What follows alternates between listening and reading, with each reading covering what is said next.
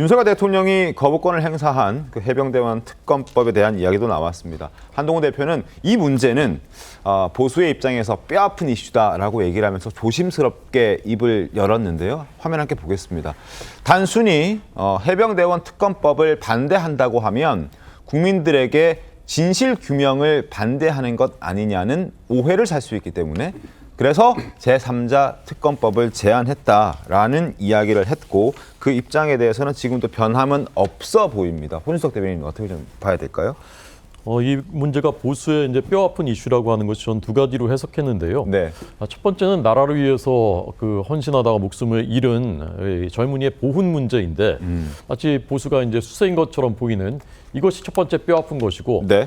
두 번째는 이것이 이제 문제의 본질과 핵심으로 들어가 보면 사실은 그 걸릴 것이 없는 것인데 마치 엄청난 흑막이 있어서 뭔가를 가리려고 하는 것처럼 이렇게 비춰지고 있다는 점에서 또 뼈아프다라고 저는 생각합니다. 네.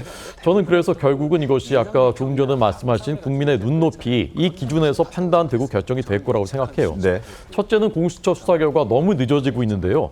저희 당에서도 공식적으로 빨리 좀 내놓으라고 몇 번을 촉구했거든요. 네. 그런데 이제 너무 늦어지고 있는데 일단 공수처 수사 결과 나와 보면 그것에 따라서 국민들이 어떻게 반응할지가 저는 좀 더 이제 판가름이 날 거라고 생각합니다. 두 번째는 경찰에서는 그 임성근 전 사단장에 대해서 과실치사 혐의를 적용할 수 없다라는 결론을 내렸지 않습니까? 네. 민간수사심의위원회의 민간 전문가들도 그렇게 판단을 했고요. 제가 느끼기에는 민심이 이런 것들을 거치면서 조금씩은 저는 변화가 있다고 생각합니다. 그런데 일단 그 공수처 수사 결과 나왔을 때도 국민들이 그것을 납득할 것인가? 저는 이것이 중요한 그 바로미터가 될 것이라고 생각해요. 네. 국민들이 그 수사 결과를 납득하지 못하겠다라는 민심이 더 많다면 저는 제3자 특검을 통해서 진실을 다시 한번 국민들께 결론은 똑같더라도 그 절차를 국민들의 눈높이에 맞춰서 시행하는 것이 결국 그렇게 갈 수밖에 없다고 생각하고 저희 당의 당내 그 구성원들의 여론도 네. 지금은 이제 특검에 대해서 부정적인 분들이 아직은 많지만 네. 국민들의 눈높이가 국민들의 민심이 그렇게 간다면 결국은 그걸 따라갈 수밖에 없을 거라고 생각합니다. 알겠습니다. 이견들이 있을 수밖에 없는 그런 사안이기도 한데 그래서 한동훈 대표는 당내 이견에 대해서는 자신이 잘 설득하겠다라는 말을 했습니다. 그 목소리 듣고 계속 이어가겠습니다. 선출된 당대표가 중요한 당의 사안에 대해서 의미 있고 영향력 있는 의견을 제시할 수 있는 거죠. 우리가 뭐 90%, 99% 받는 정당 아니잖아요. 그러니까 이 정당 안에서의 시스템 안에서 저는 충분히 설명드리고 제가 충분히 이걸 말하는 것이 논리적으로도 그렇고 정치적으로도 우리 당에 유리하다고 생각해요. 네. 자, 송국권 본부장님, 한동훈 대표의 말처럼 일단 자신이 설득을 해 나가긴 할 텐데 이견이 좀 잡음 없이 잘 정리가 될 수 있을까요? 어떻습니까? 설득을 하겠지만 설득을 당할 수도 있겠죠. 뭐 의견을 여러 가지로 듣는다고 하면은 네. 본인 입장만 그 강조를 할 수는 없는 거예요. 그 지금 현재 입장은 제3자 특검법에 대해서 변한 것이 없다. 네. 그렇지만 당내 의견을 듣겠다는 거거든요.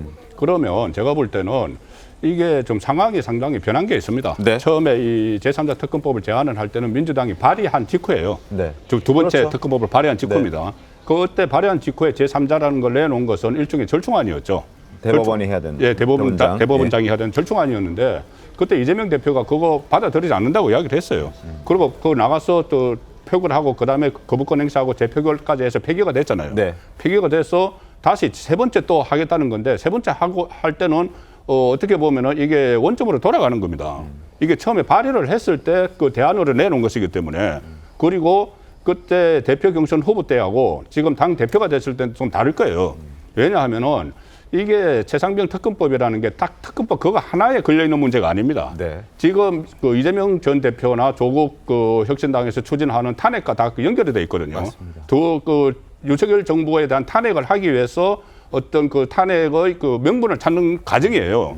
그렇다면은 전체적으로 보면 이것뿐이 아니고 뭐 검사들에 대한 탄핵이나 아니면 얼마 전에 했던 윤석열 정부 탄핵 청원 청문회 이런 것까지 다 연결시켜서 판단을 해야 돼요. 당 대표가 됐기 때문에. 네, 네.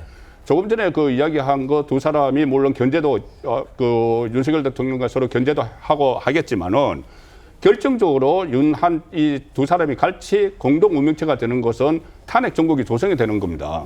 그러면 거기서는 같이 그 대응을 해야 돼요.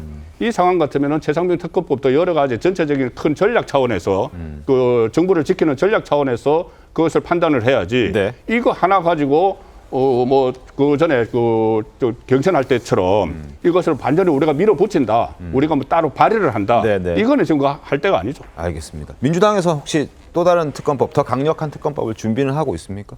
네, 저희 민주당으로서는 언제까지 저희가 특검을 발의하고 또 폐기되고 이런 것을 반복할 수 없잖아요. 그래서 당내에서 그래, 그러면 한동훈 대표가 진정성을 가지고 여당을 설득을 해가지고 삼자 추천 특검안을 추진하자고 하면 우리 야당 한번 같이 논의해보자라는 분위기가 커지고 있습니다. 아, 그렇습니까? 공식적은 아니지만 내부적으로는 커지고 있습니다.